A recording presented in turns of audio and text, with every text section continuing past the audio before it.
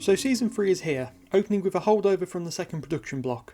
Now Galaxy 4 isn't a serial with much going for it, as a season opener the bar is high but not that high, but this serial can't even hit that. Beginning with this serial, a few things behind the scenes have changed since the previous season, with Donald Tosh having taken over as script editor, who while credited on the Time Meddler didn't do any script editing on it. Beyond that, there is Verity Lambert, who is in the process of leaving the show. While still credited, has stepped back with her successor John Wiles beginning to take up the reins of the show. But enough about that, as there is more behind the scenes stuff to be discussed in time. But importantly, the serial is missing with only episode 3, Airlock, existing in the archives. Now there is an animation which was released a few years ago, but it's not very appealing to look at, which when dealing with a serial which isn't good or interesting, you're not really in the mood to be watching it in a form which will just annoy you further. But enough about that, onto the actual serial.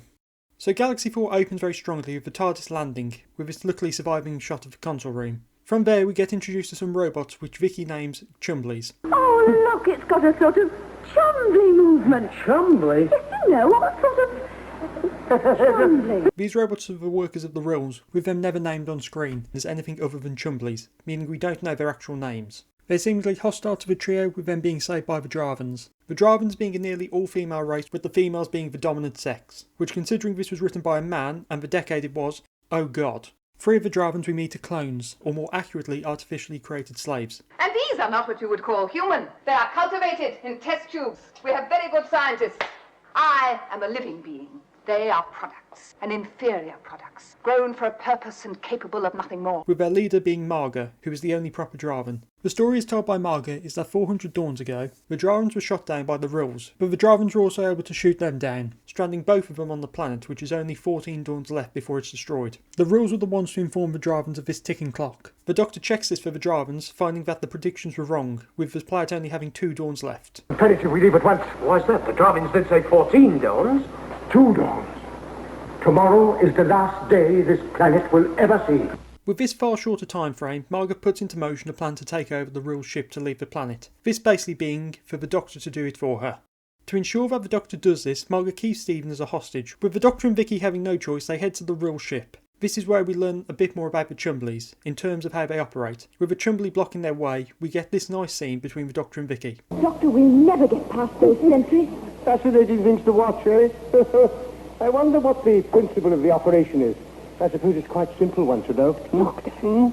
It's a nice moment of characterisation, showing the Doctor's more restricted and cautious attitude opposed to Vicky's more do-something attitude, with the way Vicky argues her actions after, showing this incredibly well. Yes, yes, you may appear to be right, but it's dangerous and it's very risky.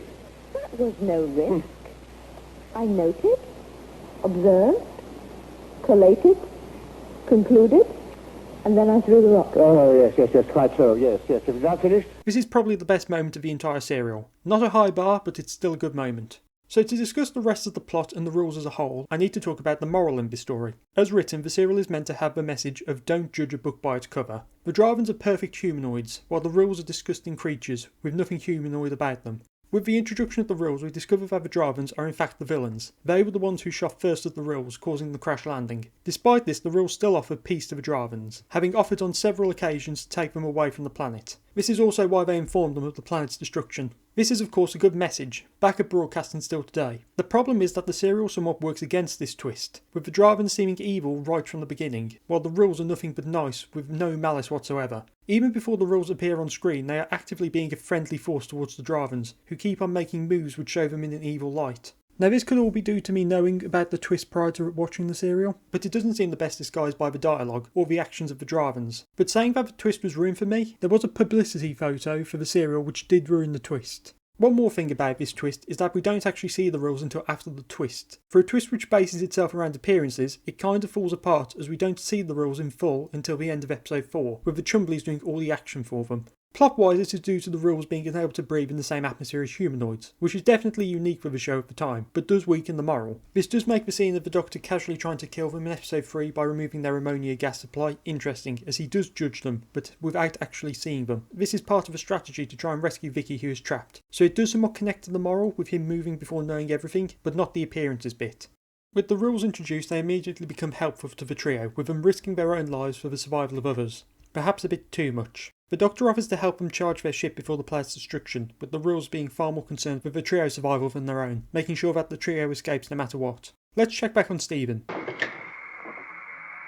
He seems to be doing fine. There's not much else to the plot at this point with the rules introduced. It's just a trio trying to help them by giving them power from the TARDIS. Interestingly, we don't get to see much of the rule ship. What usually is called the rule ship is actually their mining operation, which explains the plastic sheet in frame walls. In some shots of the surviving episode 3 and publicity photos, you can see the engines of the ship above. The trio may have gone into the ship when they met the rules in episode 4, but with the episode missing, it's difficult to tell. Plus, any wider exterior shots that may show the ship are also missing, but nothing in the surviving soundtrack seems to suggest any shots like that. Since I've mentioned it, I'll discuss the reveal of the rules. During episode 4 we see the rules in full, or at least anyone who watched the episode on broadcast did. We just get to see what they might have looked like. The rules are surprised by the trio's lack of disgust at seeing them, with some admittedly good lines, notably Stephen's line about their form. Yes, what difference does it make what your form is? Plus the Doctor's line about respecting all life. Focus lies in the character. To what use you put this intelligence? We respect you, as we respect all life. It's not a subtle message, but it's probably good it isn't. Some messages don't need to be massaged into a story and can just be stated. With the rules revealed, the Dravens defeated and the planet about to explode, the trio return to the TARDIS before leaving the planet behind them, escaping just before the planet is destroyed, leaving the surviving Dravens, Marga included, to be obliterated as the sun rises for the last time. Vicky also injured her ankle during the escape. With the plot basically wrapped up, there's a few things I still want to talk about. The first being Derek Martinez, the director of the serial. So the serial was originally meant to be directed by Mervyn Pinfield, but due to his health he was replaced with Derek Martinez, who made his debut on the show. Now this is definitely the least memorable serial directed by Martinez due to his other serials featuring either something notable or the introduction of a presence of iconic monsters. In fact, this is his only serial not to feature any. With 3 episodes missing, there isn't too much that can be discussed. But I want to make note of the opening TARDIS shot which survives due to it being recorded by a fan. While only brief, it's a great shot which is very memorable, with the camera starting at the console before moving out and down to reveal the entire console room. With this basically being the opening shot for Derek Martinez, it leaves a strong impression. With that praising done, it's time to discuss something that comes up a lot with this serial, that being the sexism. While the serial does feature several female characters in the form of the Dravens, the original script had the Dravens as males, with Marga being called Gar. This change was made by Verity Lambert. Now whether these sexist elements were due to this change, and the probably minimal changes to the overall dialogue during script editing, or if they were in the original script is unknown to me, as I don't have the original script. But either way, there are several moments which do leave a bit of a bad taste in your mouth. The one I tend to think of is in episode 1, where Marga is explaining how Drava is a female-dominated planet. There are too many of us on Drava. All women. Women? Yes, feminine, female. Oh, we have a small number of men, as many as we need. The rest we kill. They consume valuable food and fulfill no particular function.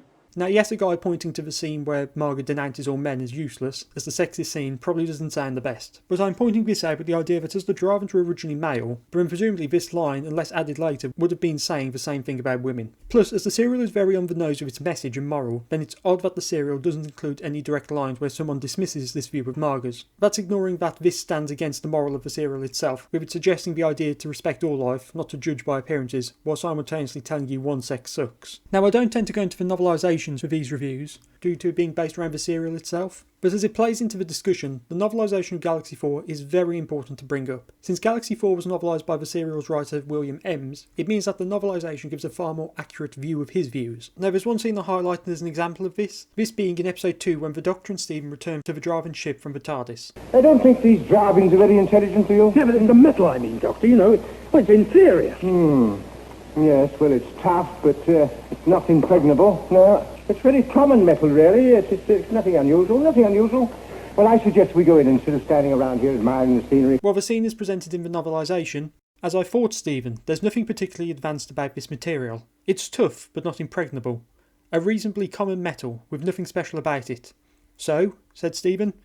So, the Doctor sniffed. So much for their female scientists. From this it's quite clear that there are definitely some sexist ideas in here which were more deliberate than accidental. Before getting to wrap up, Stephen is something I want to discuss because he's quite interesting here. Due to a write out of Ian and Barbara, this meant that for one reason or another, Stephen was given their dialogue. It's something often mentioned by Peter Purvis, who usually notes that he was lumped with Barbara's lines, but from Stephen's actions, we know he must have been given Ian's lines too. Obviously we have his attempted escape from Dravens, which seems a more Ian thing, plus a few of his lines which you wouldn't expect from Barbara, notably his initial reaction to the Dravens. Who are they?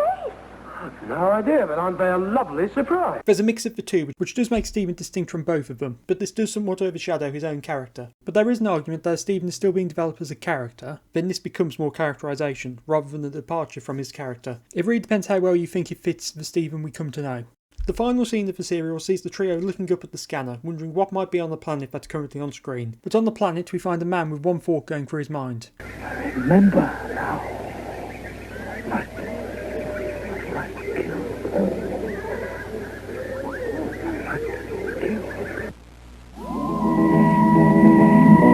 So Galaxy 4 is a serial which isn't very good, but at least keeps itself short. It's not especially interesting, but does have a good moral behind it, even if the serial has nowadays become known for its sexism, which goes against its own message. There's nothing especially memorable about the serial, but the Chumblies are at least interesting in design. But things are about to heat up as on the planet Kemble, a force of intergalactic powers are assembling to wage war on the galaxy, with the Daleks as their leaders. Next time, Mission to the Unknown.